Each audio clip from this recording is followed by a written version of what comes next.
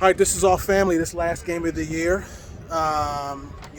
There is so much to talk about with this Washington Commanders. Felix, I'll start with you. Give me one good, one bad, and one ugly from you from today. Good. The defensive energy, because I think they kept that up. They were always the focal point of this team, so the defense led the way. Bad. 85% Cowboys fans, not being generous. Ugly. The season's over, and the team actually won 8 games, which is more than they won in the last 2 years. So you're the tie game away from being in the playoffs. So I think that's ugly because there's so much potential in that locker room, and now the season's over. So that would be my good, bad, and ugly. Look, I'm sitting up here. I will say good special teams. Special teams made some huge plays early in the game to help get the Commanders' offense going, and that's the kind of play they need, because what I still believe is bad, not just in this game, but in all games, it's just overall offensive play calling.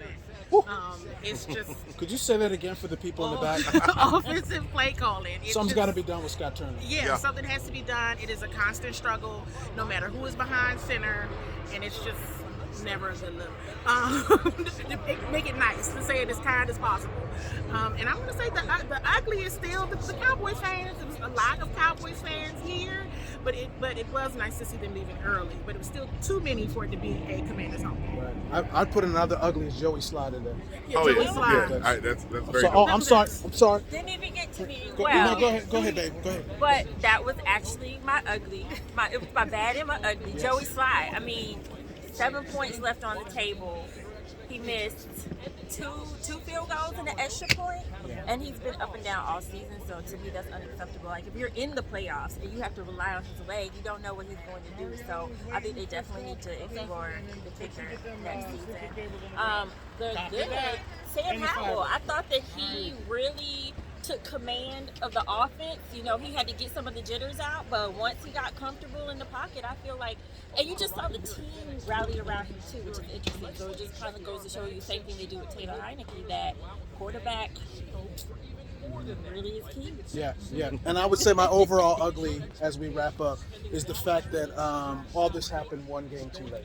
Yeah. This should have been playing for a lot more. I mean, this fan base was energized for Dallas, but could you imagine if they were both playing for something? It would have been really nice to see that, and it's always just one game too late for this franchise. Yeah, that was one of the things that I was just sharing with Felix and Carita. It didn't have to be this way. Like, it really did not have to end this way. All of the energy, all of the momentum being real to just nothing in just a matter of a month. That's disheartening. It's really disheartening. So some changes are going to have to be made, because this can't happen again. And you think about it, if this team got into the playoffs, this Washington team got in the playoffs, there's no saying what could happen, because the parity in the NFL is just there. Yeah. You got the Dolphins, you got, I mean, it could have been a lot different. Yeah, and I think you put it all together. I think that's a summation of the Snyder era. It's just too short. It's a day late, a dollar short, as you know, as the old folks used to say. But I mean, this was a sending off party, maybe for Daniel Snyder, that it's a cowboy party, and so the team had to ruin it, overcoming odds that they shouldn't have to overcome. And I think a lot of that just trickles down. So I think a new beginning with the young C's that you have in that locker room.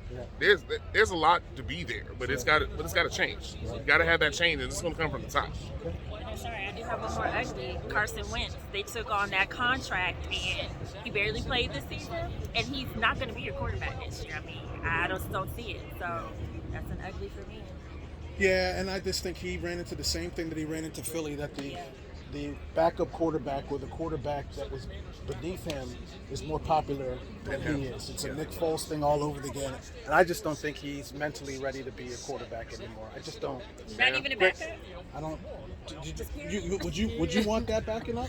Listen, okay, you're right. I mean, I'm just being real. No, it's a business. true. It's a business. It's a business. There are certain people who stay around in the league, right? Taylor Heineke is a backup. Yeah, Right. he's gonna. Carson Wentz had his shot. I don't know. That's I don't. a sad story, though. the one time he was a backup this season, he did is one of the times he played well in San Francisco. So maybe without that San pressure, Francisco wasn't But- playing for nothing. I mean, you're right, but that's His still an only- NFL Few game. games. It's If still your an NFL quarterback game. goes out, I think This he is can win. going to a be few his games. fourth team. This Oh, will be I his agree. fourth team that he's going to be playing with. I agree. Philly didn't want him. The Colts didn't want him. But he came to every team as a starter. I mean, it's going to be a different approach. So, I mean, I wish him the best. He's got a lot of money to pump He does. all his. That is true. But- But I'm just saying, this is a business. Yeah, to Carita's point though, the contract they owe him nothing next year, No. so they can just cut ties, and it was a one. Sam Howell's the only one that's On- the under on the contract. on the contract. Yeah. That's Carita. That's Candi. That's Felix. We are family. Yes, we All are. right. Thanks, guys. Thank you.